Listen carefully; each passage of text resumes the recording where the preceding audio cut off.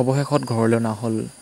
আহমেদাবাদ যিটো বিমান দুৰ্ঘটনা হৈছিলে, যিজন পাইলট তেওঁক অৱশেষত ঘৰলৈ অনা হ'ল আৰু তেওঁ একমাত্ৰ এজন তেওঁৰ পিতৃৰ লগত অকল আছিলে। বাকী তেওঁলোকৰ কোনো পৰিয়ালৰ লোক নাছিলে আৰু তেওঁলোক দুজনেই ঘৰত বাস কৰি আছিলে আৰু যে তেওঁ কৈছিলে যে মোৰ চাকৰিটো ৰিজাইন দি পেলাই মই ঘৰলৈ আহি তোমাক চোৱা চিতা কৰিম বুলি কৈছিলে। কিন্তু তেওঁ যিটো সেই প্লেনৰ যোনটো হাদছা হৈ গ'ল তাতে তেওঁৰ মৃত্যু হৈ গ'ল আৰু তেওঁৰ নশ্বৰ দেহ তেওঁলোকৰ ঘৰলৈ আনিলে আৰু পিতৃৰ এই দশা আপোনালোকে চাই লওক।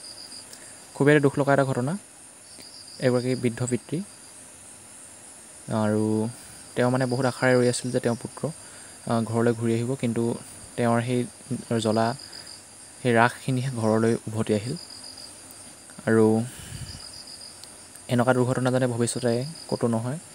ইয়াত প্ৰায় 270গৰাকী লোকৰ মৃত্যু হৈছে।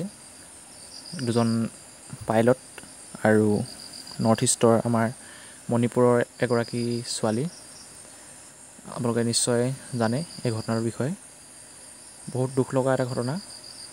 মানে দুজন পাইলট আছিলে, দুয়োজনে বহুতখিনি চেষ্টা কৰিছিলে। তেওঁলোকে যদি বিচাৰিছিলে যে আমি ইয়াৰ পৰা ওলাই যাওঁ তেতিয়া পাৰিলেহেঁতেন। তেওঁলোকে পেৰাচুটৰ ব্যৱস্থা তেওঁলোকৰ আছিলে, কিন্তু তেওঁলোকে তেনেকুৱা নকৰি সকলোৰে কথা ভাবি, মানে যিখিনি পেছেঞ্জাৰ আছিলে তেওঁলোকৰ কথা ভাবি তেওঁলোকে বচাই মেলি লৈ আহিলে মানে কি আৰু মানে তেওঁলোকে অপ্ৰাণ চেষ্টা কৰিছিলে, কিন্তু সেই চেষ্টা বিফল হৈ গ'ল আৰু নোৱাৰিলে।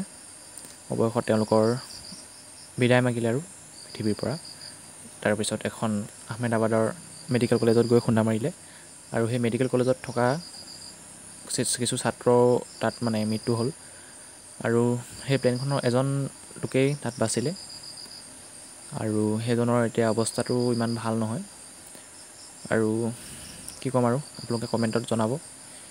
মানে খুবেই দুখৰ ঘটনা। তো কি ক'ম আৰু আজিৰ কাৰণে ইমানেই ভিডিঅ'টো। মই ভাবিলোঁ যে আপোনালোকক দেখাই দিওঁ। আজিৰ কাৰণে ইমানেই।